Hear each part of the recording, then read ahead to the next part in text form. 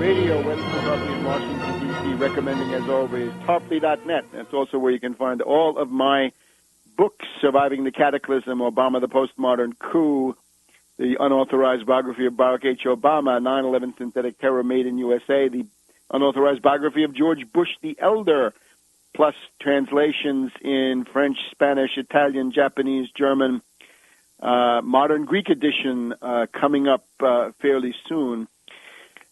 So in terms of the U.S. effort in Afghanistan, today at the National Press Club, General McCaffrey, commentator for CNN, was there, and I had occasion to ask him, General, what about what the Taliban are saying about the real purpose of this operation? And he said, well, the Marines have carried on all kinds of psy-war and deception. They have been announcing an attack on Marja for the last 6 to 9 months, and now they've finally done it. So the Taliban was fooled anyway. I don't know. But perhaps the most dramatic thing McCaffrey said today is that in the springtime, which means in about a month, the U.S. casualty rate in Afghanistan will rise to 200 to 500 a month.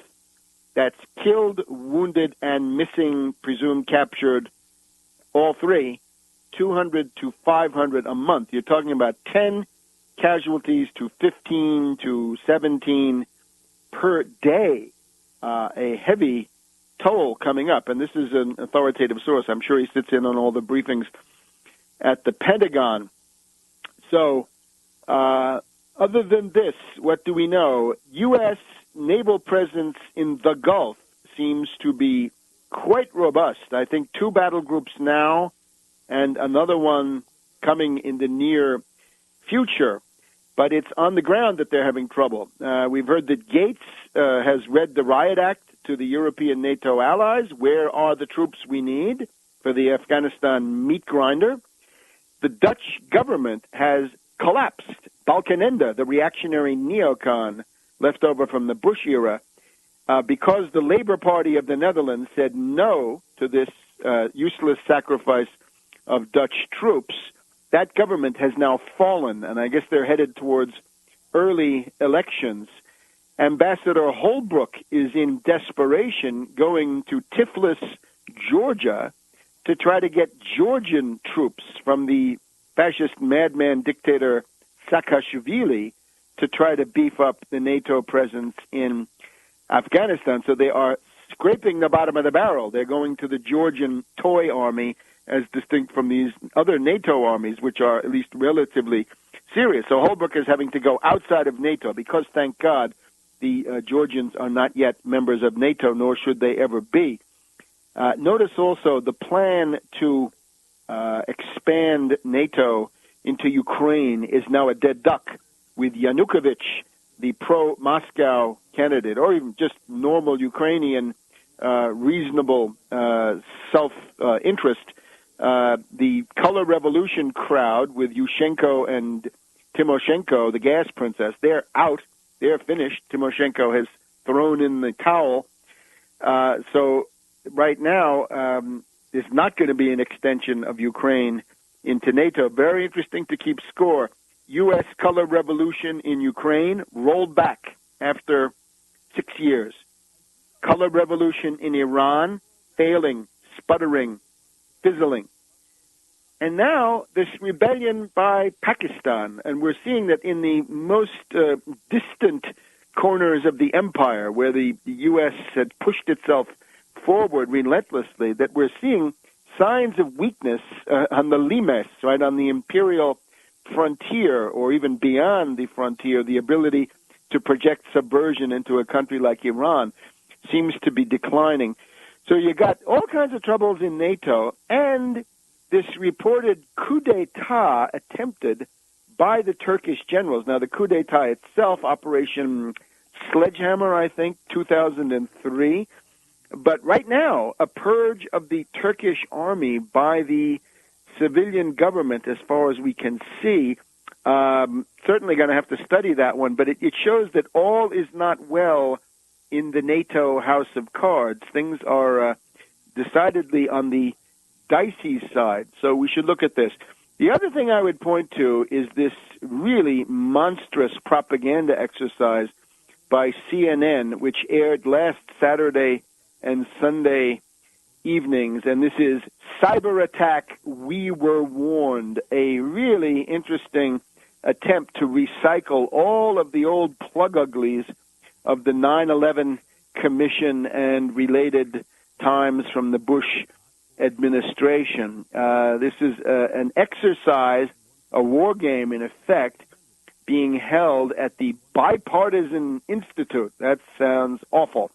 And the idea is that the U.S. is under cyber attack, so you have a fake meeting of the National Security Council with Chertoff, the profiteer, right, the guy who wants to have everybody appear on full body scans because he gets a rake-off on everyone he sells.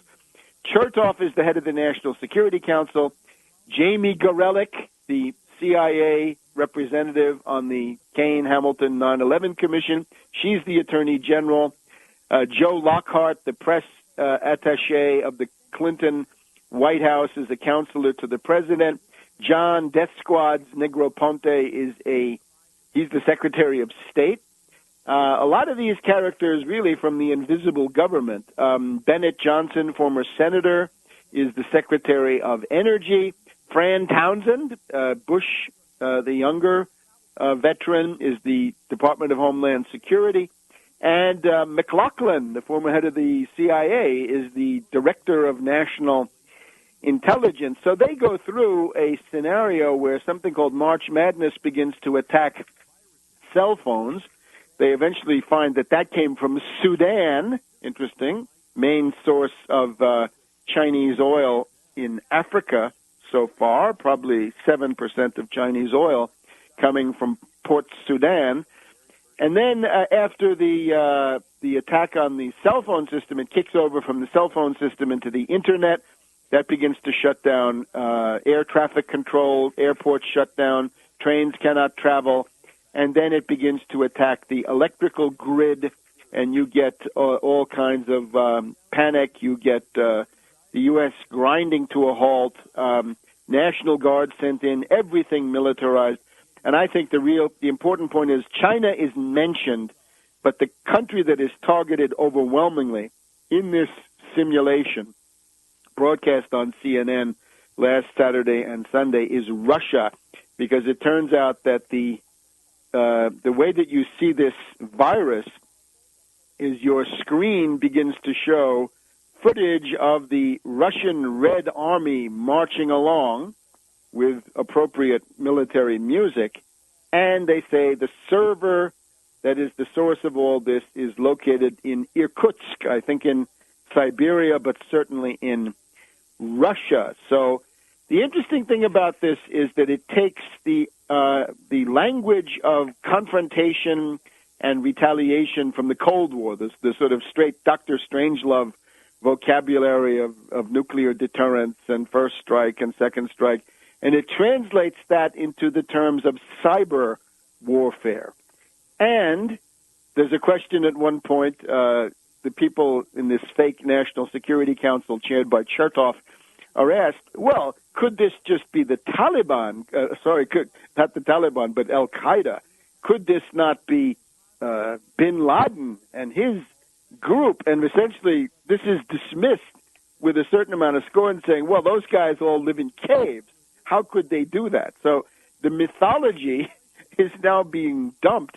Naturally, if they live in caves, which I don't think they do, but if they live in caves, they can't do it.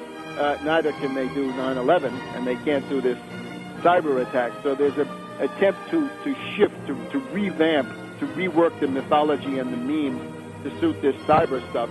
Target Russia. We'll be back in a minute.